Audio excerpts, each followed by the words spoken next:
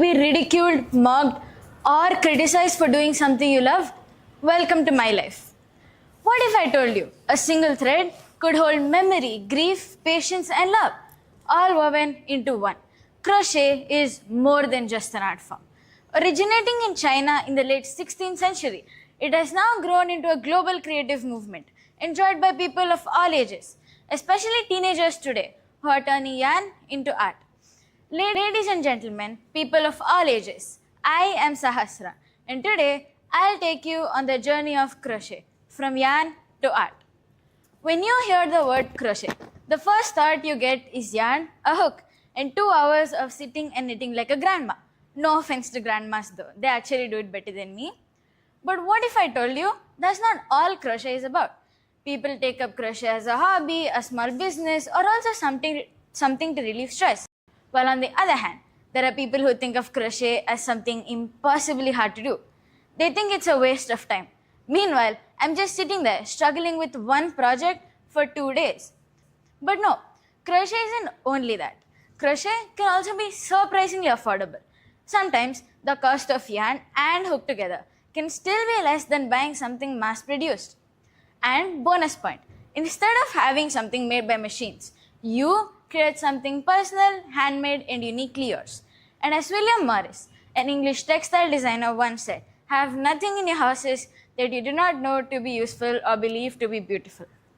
And when you finally make your first project, you can go brag to your friends that you made it. And trust me, the look on their faces will be so worth your hard work.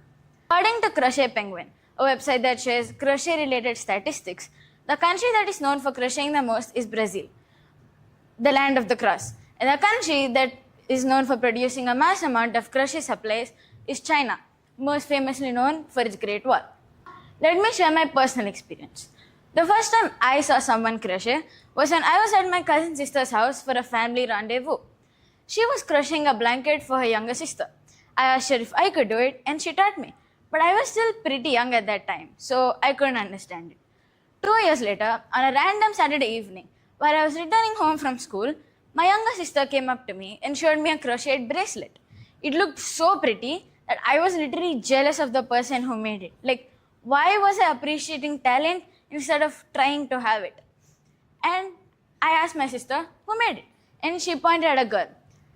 At that time, I wasn't really close with that girl. In fact, I didn't even talk with her. But after finding out she crochets, I wanted to be her friend. But I didn't ask her because I thought it would be easy. I asked my parents to buy me a crochet kit, and the next week it was at my doorstep. And as I said before, I thought it was easy. But crochet said no and slapped me back into reality. My expectations were sitting in a vintage room. Everything around me was looking aesthetic, and I was crocheting without a care in the world. But in reality, I was sitting in the same chair for 3 hours around a tangled mess of yarn, trying to untangle it. And one day when I was randomly scrolling, I found a cute crochet hat tutorial. And obviously, I tried to make it. My plan was a hat, but instead I got a chicken nugget from Mars. So much for my first attempt.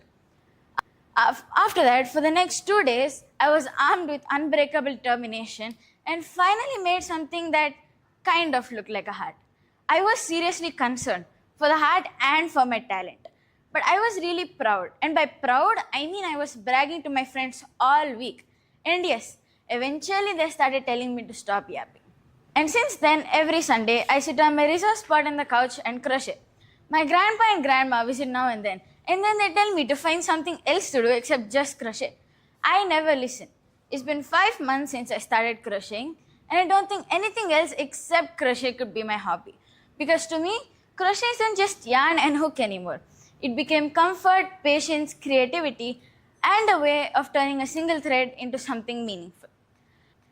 Now that the fun part's over, let's move on to the boring side. Yes, crochet has a boring side. Crochet actually involves way more mathematics than people think it does. Every stitch, every row, every pattern, every project is basically counting over and over again. If you miss a single stitch, you get a totally different thing. For example, you're crocheting a coaster. You miss one stitch in row 2 and you get a homemade bowl, except for the fact that it can't hold anything. At that point, it wasn't a coaster or a bowl. It was emotional damage in the form of yarn. And not only does maths exist in crochet, but even physics does. Sometimes the tension of the yarn affects how the stitches behave. If the tension is too tight, the yarn becomes stiff. If the tension is too loose, you get an inedible noodle. Sometimes gravity also affects larger projects like blankets because the weight of the yarn stretches the stitches over time. Even the type of yarn changes how the project moves and feels. Some yarns are soft and flexible, while others are heavier and rigid. So without realizing it, crocheters work with balance, force, tension, and structure every single time they crochet. So when I look at crochet now, I don't just see art. I see mathematics hidden in every stitch, physics holding each pattern together, art shaping designs, and patience in every row. But more than that, I see something personal. I see the efforts behind all the mistakes I had to fix, the times I almost gave up, and the small satisfaction of finally getting it right. Because in the end, it's not really about what you do, it's about what you put into it. And honestly, crochet also humbles me on a regular basis. I'll start thinking this is going to be easy, and 2 hours later, I'm just sitting there, staring at a tangled mess, wondering where my confidence went. And I think that's what makes handmade things different. And to prove my point, I'd like to ask you a question. When you're cleaning your room, you find a gift your friend gave you. One of them was handmade, while the other was store-bought. And if you had to throw one, what would you throw? Personally, I'd keep the handmade one. Why? Because something made by hand carries time, effort, and care in it. And in a way, it also carries love.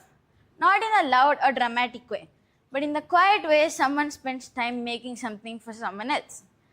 And even after crochet personally disrespects me, I still go back to it anyway. And I think I'll keep it that way. Because a hobby is never about the opinions of other people. It's always about what you feel, what you do, and what makes you feel like you're at home. And for me, that's crochet. Signing off, Sahasra.